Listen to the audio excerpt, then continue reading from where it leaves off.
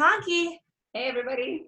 All right, and today we have an amazing guest with a really empowering story. I'm super excited to share it with everyone and hear her words of wisdom and some things that she's doing to drive amazing positive change across the HR industry. So, Rebecca Weaver, welcome to the podcast. Thank you so much.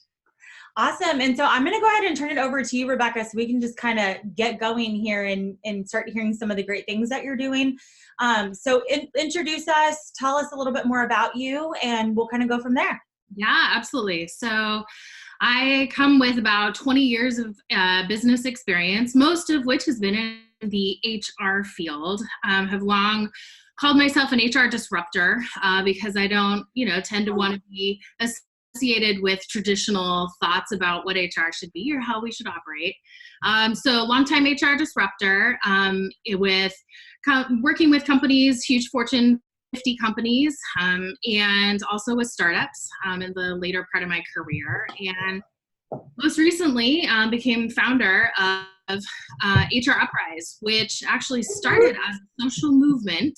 Yes, and I'm sure we'll probably get into that, but it was started as a movement on social media. And then now, well, I guess this is the official preview, but we'll be launching as a consultancy for companies to help companies figure out how to operate in a more honest and real and modern way of looking at their cultures. Awesome. So let's jump right in there, because that's really when like this pivot in your life happened with the Me Too movement. So let's just jump right in there and sort of hear the story behind that inspiration and how HR Uprise came to be. Yeah, absolutely. So HR Uprise really got started in the wake of Me Too movement. Me Too went viral, and as I'm sure both of you experienced, I'm looking around and having all these conversations with a lot of women that I work with, and literally every single woman in the workplace I knew had some kind of story. And I looked back at my own experience and thought, on the whole, I've been pretty fortunate. I certainly, as an HR professional, sitting through probably hundreds of investigations over the course of my career, I certainly have sat across the table from people who have experienced far worse than I have.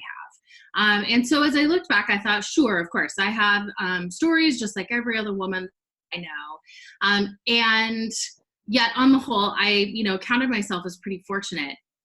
And it wasn't too much later where I realized, wait a second, I left my last job without anything else lined up because I spoke up on behalf of women in the organization, and I was essentially forced out.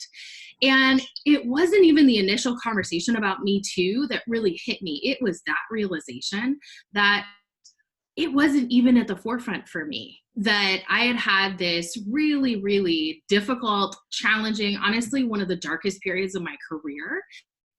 And it didn't even raise to my consciousness. And it was that moment really that really propelled me. And so we're looking around and I'm seeing Time's Up being formed within the entertainment industry. And I'm looking at all these different opportunities. And I kept saying, where is this in business? Where do we see business leaders standing up?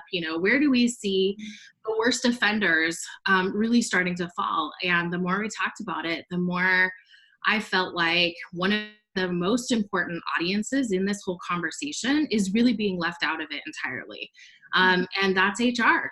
I think HR, I've had a ton of realizations through this whole process, but a big part of it has really been about this role that HR has played. Honestly, the role that HR has been complicit in a lot of ways. Hear a lot of people saying HR is not your friend. HR is there to protect the company. And while it's super frustrating for me to hear that, because I do wholeheartedly believe it doesn't have to be that way. At the same time, when people say don't go to HR if you're harassed, the sad reality is that's pretty good advice for a lot of people. And that is ultimately what that's like a dagger in my heart. I hate that. I just hearing you say that, Rebecca, I literally have chills. It's so true though. It's disgustingly true in so many situations across the country that HR is viewed either as lazy or, the place that you go, if you go there, your information is going to just be shared like gossip and not taken seriously. Or it's going to sit in a pile on the desk and never be addressed, right? So I completely agree with you. I love everything that you're doing. I'm so excited for this episode. And I think the other thing too that, I remember from our earlier conversation is that through this platform, you are able to tell your story, which is telling the story that so many women aren't able to tell. Yeah. And so I don't know how much you want to share or what you want to go into on that, but I just wanted to kind of get that out there too. Yeah, absolutely. Well, it's been a really interesting journey as I have thought back through, and this has been an evolution. I certainly was not out telling even, to coworkers, the full story about why I left the job when I did. And so it's been an evolution. It's been a process of, building trust with people, and then really finding, honestly, what's really changed for me is I realize that when I tell my story, it is so empowering for other people, because there are so many people who are still, whether it's for legal reasons or emotional reasons, or they're just not ready yet, that they don't feel the safety of being able to tell their own story. And I think that's really critical. So yeah, I'm happy to share some of the details around it. But the short version is essentially, I was working for a company. I was the head of HR for a relatively small company. And over time, I finally started to recognize a pattern that I will say was a pattern of a very distinct double standard for women within the organization. So, and maybe it took me a little longer than I should have to really recognize it as a pattern, but as any good HR person, I would deal with each situation as it came. And for a long time, I saw them all as isolated. And I finally started to recognize this pattern. So it was things like, we had a woman who was hired for a security team. And so we all celebrated how great it was that we had hired a woman. It was the first woman who had been hired. And yet they denied her working the preferred shifts because they said she was too small in stature. She was okay to work for this organization, but not for the preferred shifts because that was more important. Or it was things, and again, so that was in the grand scheme of things relatively minor and stuff that we could address. But then it was a lot more serious things too. We had a number of women who owned and managed some of the properties that we owned, and to manage the properties, and we couldn't keep any of them in role. And it wasn't even the fact that they kept moving over. I certainly listened to each of them as they talked about their struggles, and yet I also listened to how they were talked about when they left. It was, oh, she's asking for things she shouldn't. She's not dedicated enough. Her expectations are too high. She just needs to give it more time, like things like that. It was my own experience where we said that we had an open office environment. We said that we really didn't care when or where the work got done. We just cared that it got done. And yet when I would leave at the last possible moment in the day to go pick up my child from daycare, I'd come screaming in as the last parent coming into daycare, which always feels super awesome, by the way, right? The last possible moment, I would listen to this like, oh, it must be nice to have banker's hours, on my way out the door, like things like that. Never mind the really overtly sexualized marketing that we had for our marquee properties. It really was all over the board.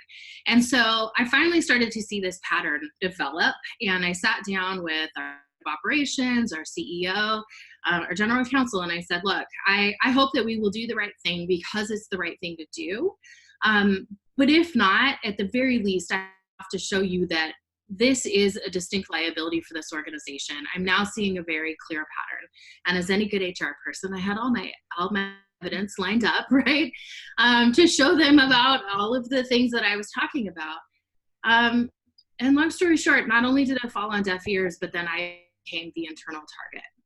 And all of a sudden, the people who had said I was the best thing that had ever happened to the organization, were questioning how I was spending every moment of every day.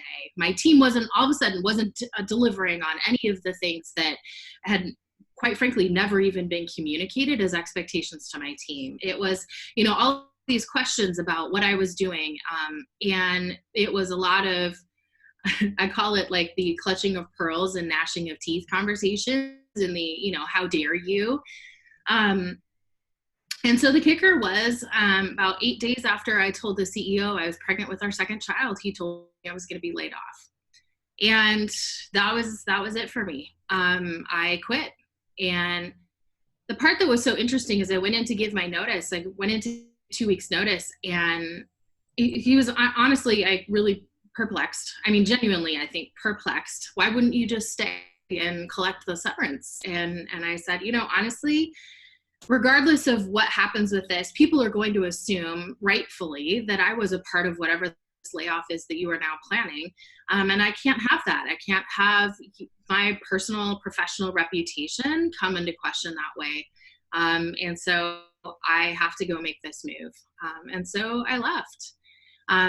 And it was really challenging, for the longest time. I looked back at that whole situation, and I looked at it, quite frankly, as a failure that I let my family down.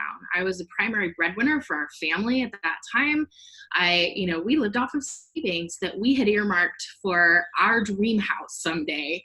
And we had to use that to live off of. Again, I was pregnant, not a fantastic time to be looking for a job, quite frankly. And so I looked at it as my own personal failure for the longest time.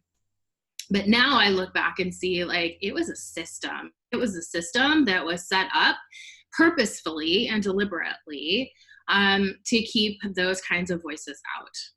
And so now when I speak and I tell my story, I now realize that I finally do have a way to speak on behalf of the women in that organization and so many others who have experienced something similar. Yeah. So, Rebecca, I'm over here I need to get I am, yeah. Especially because I've known you for so long, I'm like, who is this person? How can I contact them? But I can't, it's not like that. But I think that there's this awakening that happened for you that you already mentioned, that there was just this, when Me Too came out, you realized, wait a minute, that's what happened for me. Yeah. And then the fact that you have the courage and the integrity, I don't know very many people that have that personal conviction to say, I don't know how I'm going to feed my family, and I have a baby coming, but I can't do this. I'm going to be damned for something. That is so admirable, first of all. So that alone, you have some serious courage. And to take that and spin it and say, now I'm going to go impact. I can tell you there are probably hundreds or if not thousands of women out there right now that are thinking, I don't want to be here. And they're going through something, and they need to hear that type of story that, this is just not going to work. This is not going to work for me. And I'm going to miss out on this, but I need to make a personal decision. I think one of my first questions that I have for you before we move into the next part is, at what point, you said you thought it was a failure, right? And now you realize it's not. What aha moment did you have where you realized, wait a minute, no, it's not a failure. It's something that this is why it happened. What clicked for you? It really was that moment I talked about where kind of now I recognize is the genesis of HR Uprise. But for me, it really was that, wait a second, no, this was not a massive failure for me. It was just put in a whole context. And I think one of the things that this whole conversation that surrounds Me Too, that I a lot of times now kind of think about as this collective consciousness being raised, I didn't have terms for it, a lot of what I was experiencing, right? I didn't have words for it. I didn't know the term gaslighting before then, right? I didn't know all the ways in which we normalize totally inappropriate behavior. And so I think it's been this it certainly has been building over time. But it really was that moment of no, wait a second, this was a massive moment for me where I tried to do the right thing. I tried. And yet ultimately I was the one who had to pay the price for it. And at the end of the day, again, this has been building. And every time I tell my story, I'm not going to lie, I still get really nervous about it. Every time I sit down and think about it, or whether I'm on a stage or what have you, I still get nervous about it. And yet what I keep hearing, the part that keeps me going, is literally every single time I do it, I hear from at least one person. Most of the time it's many people who come up to say, I was there, or I am there right now. and I don't know what to do, or I just hear it over and over again, and that's what keeps me going.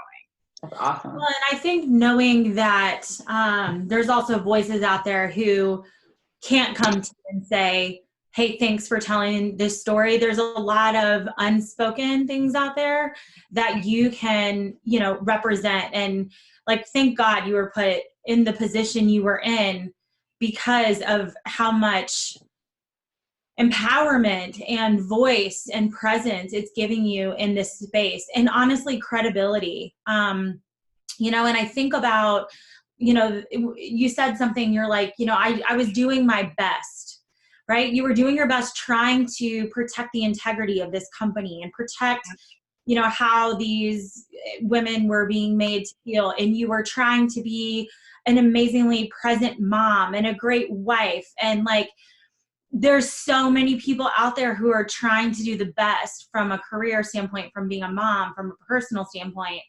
And, you know, they're made to feel less than, they're made to feel like they're failing.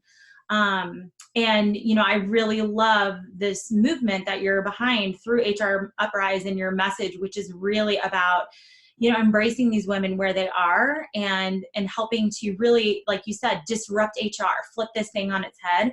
And even we were talking, maybe you can go into, you had talked about closing the tragic divide, right? So I don't know if you want to speak about that, but that was such a powerful visual when you talked about that, the tragic divide.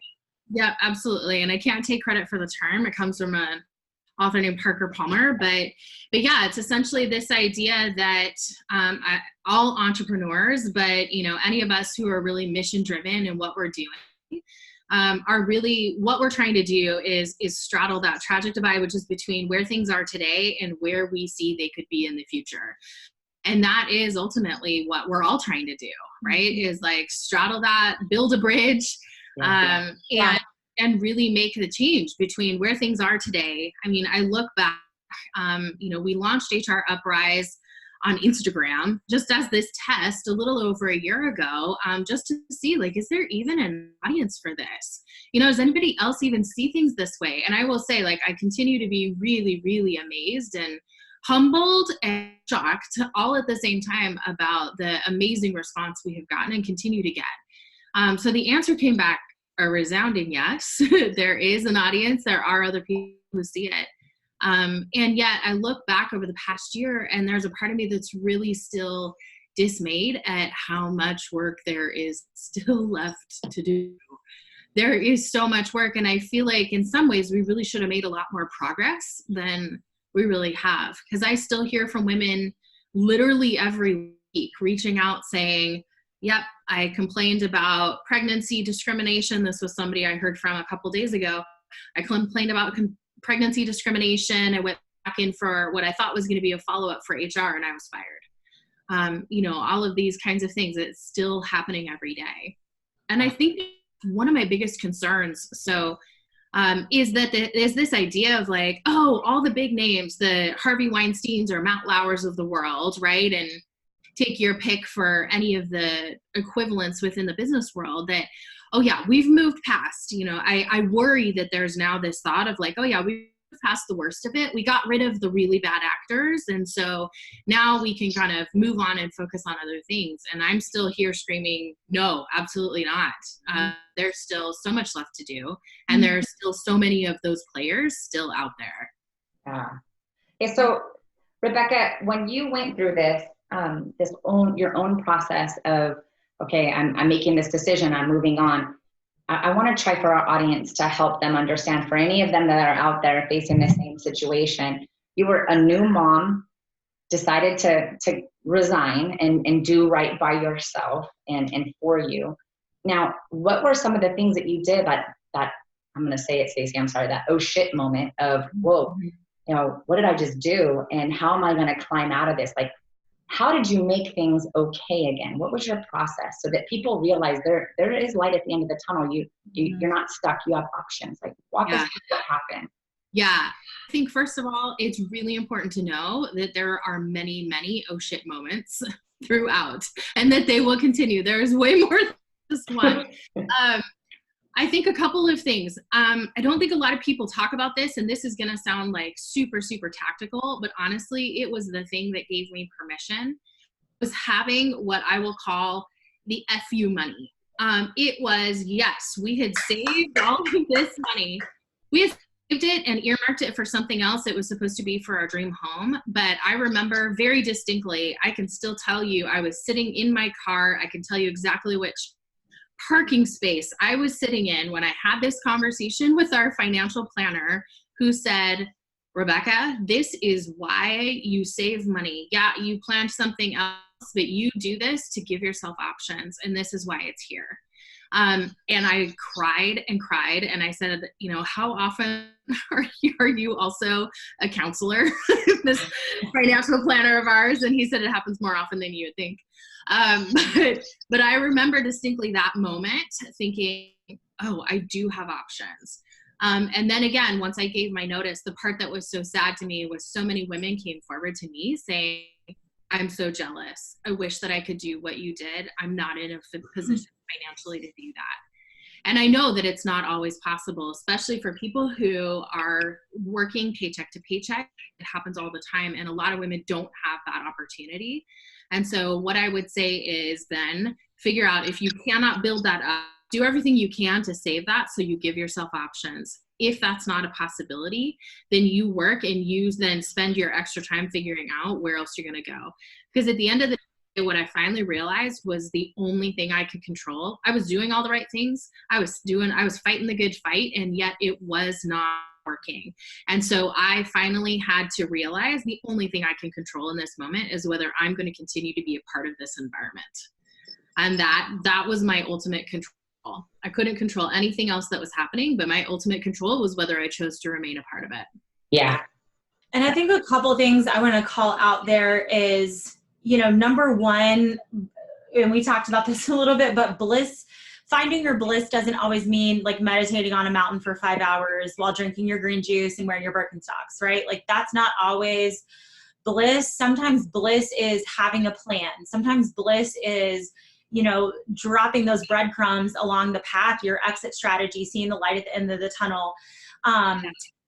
But the bigger piece of this is that you weren't afraid to ask for help. And I think a lot of people sort of suffer in silence for exactly what you talked about before. It feels like failure. Like if I'm not, you know, seen in a positive light within this organization, like, you know, especially coming from HR, where unfortunately we're involved in a lot of conversations around people losing their jobs and why, you know, it feels like failure. It feels like this, like you've been a bad girl, right? And it's like an unnerving thing to say, hey, this is happening to me and I need help.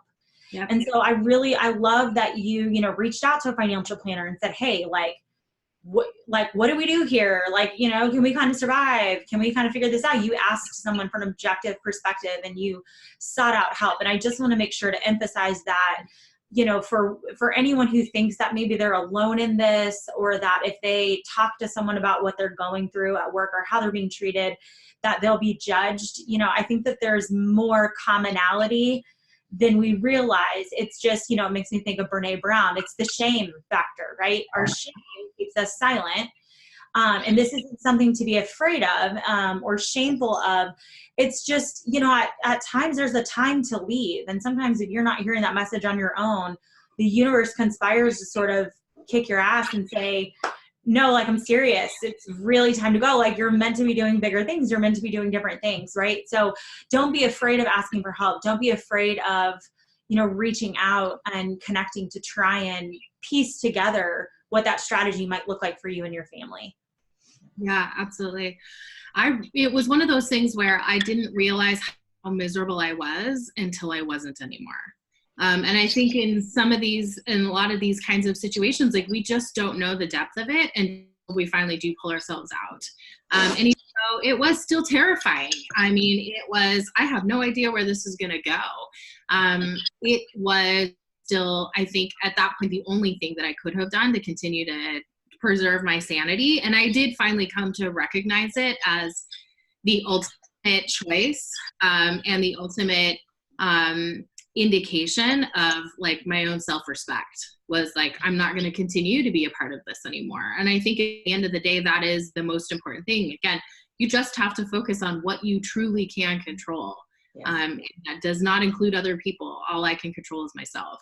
Yeah, I always say that. I always say you are 100% in control of your behavior, results, decisions. Like you control that, and then other people control theirs. And as long as we view it that way and respect it that way, we still feel like there's options. But as soon as we feel like we're just like a victim of circumstance, that can trap us in this self-fulfilling prophecy of downward, spiral and problems. And then we find a solution. And I think that the mindset of it all, and saying, I own what I own, I control what I can, and then I'm just going to focus at this wall in front of me, one brick at a time, right? You have a one brick at a time, and you do as best you can with the resources you have available, and then move on to the next brick. And I think that finding the resources that you did and going and asking for help it's critical to do that. You don't feel so alone. Yeah, absolutely. Yeah. I know that you talked about when you were interviewing for new jobs, like what did that process look like? Because there was some, that inner monologue in your head. I call it the obnoxious tenant. It talks to you. It's, it's not saying anything positive. Like what did that process look like for you, Rebecca? So it was that's been another one of the ahas I've had in this whole journey, and especially through HR Uprise, has really been thinking about, how do we even tell that story? As I was leaving, so after our second child was born, I was interviewing with some different companies, and I had to be really, really deliberate in how am I even going to tell this story? It's been one of these huge ahas. So I told myself, first of all, I'm not ever going to lie. If I'm asked directly about the circumstances, I will tell the full story. However, I'm not going to offer up proactively more of the story than I have to. And one of my big ahas is now finally thinking back on that and thinking like, why was I the one who was worried about that? Why was I the one? And the reality is that when somebody in an interview speaks poorly of their previous employer, we automatically assume that they're the problem, that they were the one, who caused the problem. And so that is absolutely something that has to change. It definitely has changed now how I interview people, ever since. As I listen a lot more to what's not being said than what is being said. But also I also understand the fear, that people don't know that they can trust me with that story. They don't know that they can trust me with the full story about why they left.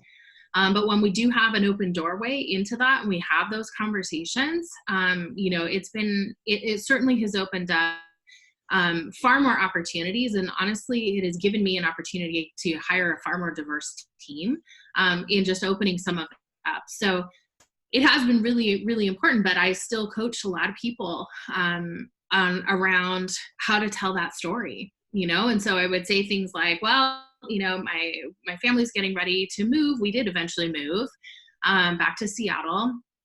Getting ready to move. I wanted to focus on, helping my older daughter transition, becoming a big sister. We were moving. She's going to a new school. I just focused on all those things for a little time. Took some time for me. Like that was the story, which was all true, but it wasn't the whole story. So I think it is really important, and it really has given me this realization that we really do have to go back and re-examine all of the things that we do, all of the things that we have considered to be the kind of norms or the right way to interview, good interviewing practices, or how we interact with each other within the workplace. It really has caused me to completely re-examine so many of those things. Mm-hmm. Yeah, this just goes back to my resounding passion around authenticity, and how each of us as, business owners, C-suite leaders, top line leaders, like we own that authenticity story. We own that authenticity footprint. We own creating to that authenticity culture within our companies. We own that, all of us. And that's how we, to your point, from the collective conscious, really start to create this pathway where people can be honest and be truthful and not be judged for it. Like shame on us, right? We've all been there. I mean, we've all hosted an interview where we're like, oh, this is, you know, a little sticky, and kind of create that story in our head of maybe this person might be a problem. There might be a problem here, you know, they might raise a flag about something. And shame on us, but also thank God we can learn from that and go forward and, you know, commit to being more intentional with hearing the spoken and unspoken from not only an interview setting, but just in general from people that we're coaching, fellow business leaders that we're working with. Like, I love that you said that, because the things that are unspoken are so often the things that need to be brought to light. Yeah, absolutely. And I think it's really important. I think I am not advocating for everybody to just start speaking their trauma either. I mean, that is not healthy. That is not a good thing to do. That's not what I'm advocating for. You know, there was a quote I saw a long time ago that really stuck with me, and it was from a woman called Nadia Boltz-Weber. But she said, speak from your scars, not from your wounds. And that is really what it's about. I have figured out, I have been able to do the work and been able to now speak. These things that I'm talking about are scars for me. They're no longer open wounds. Had it been, you know, a year ago, the conversation would have been entirely different. I would not have been in a good place to do it. So I think that's really important too. Like, we're not talking about all of a sudden everybody just has to open up and tell their deepest, darkest secrets. That's not it. But I think how can we make space and clear the space? I think HR has the opportunity to play a huge role in that, in leading the way, in modeling what that looks like, in making it easier to talk about really hard stuff. You know, let's talk about, and so some of the ways that I've been doing that too, you know, is just talking more openly about my history of depression. And again, that's now a scar for me. I can talk about that. But because I'm there, it now feels like an obligation. I view it as an obligation to speak about that, because I have been able to do the work. But again, if I can open it up and make it easier for anybody else to say, I'm super overwhelmed with all of these projects that I have. I think I might be struggling with depression on top of it. And I don't know how to get this all done, but I don't want to be seen as not capable in my job.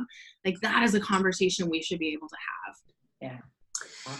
That reminded me of Gabby Bernstein is launching her Spirit Junkie Masterclass right now. And in one of her videos, she said, you know, if you have an empowering message, it is your responsibility to share that. Like, I feel we have a responsibility to share that. And I love that, because, and especially with the quote that you talked about, because once you have healed from that, then you can go and teach, right? Now you can go and teach. And, you know, I think about that with my like identity crisis I went through in becoming a mom. You know, now I have my ebook coming out about that. Like, I've healed from that wound. I've figured out how to sort of arise from the ashes. And now I can go and share that with other women and empower them. So I love that. And I do want to capture one thing, because it just really caught me when you said this, but you talked about Brene Brown shared that not everyone has earned the right to hear our story. I don't know if you want to elaborate on that a little more, but I thought that was just so powerful and so right on. Yeah, absolutely. I mean, I think it goes hand in hand with what we're just talking about too, right? With speaking from your scars, not your wounds. I mean, not everybody's earned the right to hear your deepest, darkest secrets. Like, not everybody has earned the right to hold the vulnerability for you. And so I think that it is that it's not all of a sudden just start, you know, projecting and, you know, sharing on Twitter your deepest, darkest fears. That's not what it's about. But it is about first of all, find that circle, find that group for you that has earned the right, where you truly can be vulnerable. And you can practice in those ways. You can figure out and test out, you know, is this a safe place for me to share this? I will say, like, I'm really conscious. There are a lot of workplaces where this stuff is not possible and is not realistic. I'm super conscious of that. What I want is for us to make more of those places that are, and to change those that are pretty toxic right now. The dream state would be to change all of those to more realistic. I think this is a much more realistic way to operate. We all struggle with these things. we all worry. We all have fears. We all have the inadequacy concerns, all of those things. And so, so I think it is really important to get to that. But again, we have to be really careful. It's not just about, all of a sudden I've had this big internal breakthrough, so I'm going to go into an environment that is not supportive, that is not doing the right. I think it's important to be cautious. I agree.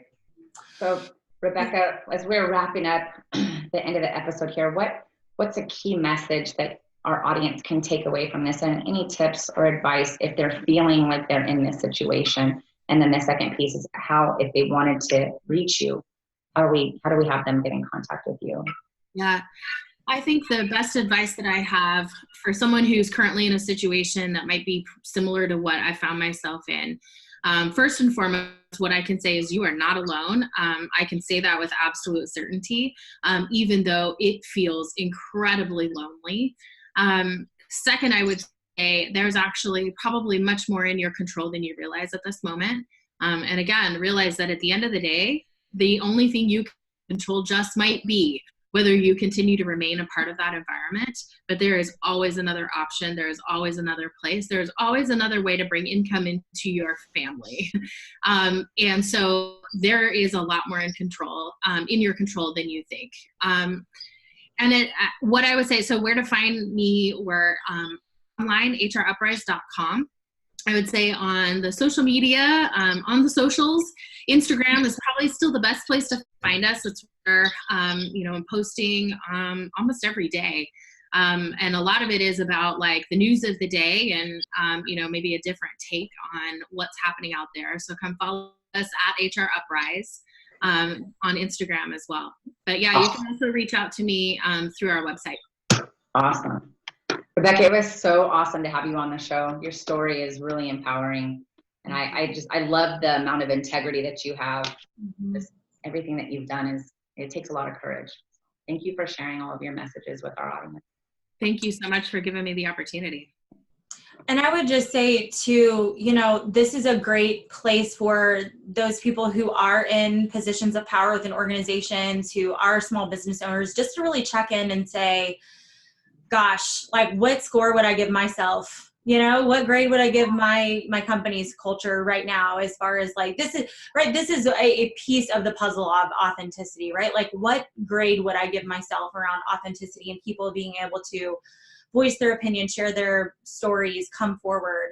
And if you're not getting an A on that with 100% confidence and your team would agree, like now's the time. Now's the time to check in, reach out, get some help, probably from Rebecca. A consultant, from Rebecca, outside the organization, to really come in and start to map out a strategy to fix this and fix it fast. So.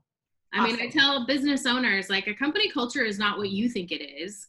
It is what your employees think it is, and it's what your employees are living on a daily basis. And there are a lot of times where those two things do not line up. So you may have the greatest of intentions, and yet what your employees are living on a daily basis is really what your culture is all about. Mm-hmm. Yep, that's the truth. Well, guys, reach out to Rebecca. As you have heard from today, she has an amazing skill set, an amazing background. She's a wealth of knowledge, but also has the empathy to help someone else navigate through this situation, and maybe even some other companies turn around their culture. So hruprise.com or at HR Uprise on Instagram. Rebecca would love to hear from you and help you. So thanks for everyone for tuning in. Rebecca, thanks for your time, and Thank you. We will see you guys soon. All right. Thanks for listening. Bye, guys. Bye.